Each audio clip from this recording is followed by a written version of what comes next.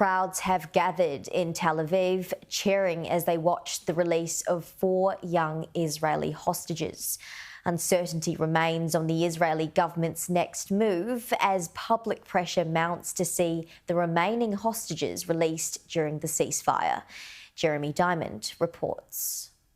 Without a doubt, a very emotional moment here in Hostage Square, as many of the people who are here have been coming out every single weekend to protest, to call for a hostage release deal, very much like the one that we are seeing now. And indeed, there is a big screen up on stage here today where people have been watching live the images of these 4 Israeli captives being released from Hamas captivity after 15 months, these 4 Israeli soldiers.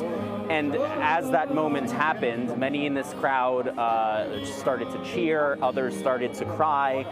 It is just the emotional buildup of 15 months that has finally been unleashed here. At every moment when you see these 4 women on the screen, we have seen cheers and people starting to applaud.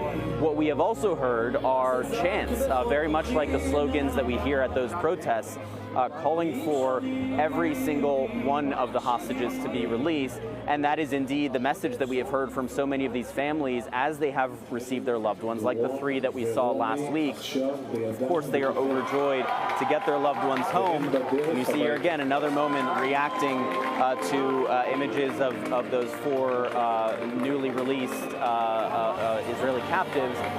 We know that they are also calling for all of the other hostages to be released. And that is indeed a call for the government here, where there is considerable uncertainty about whether or not they will actually follow through with more than just a 6-week ceasefire. A call for the government to carry that forward and to ensure that all of the remaining hostages are released.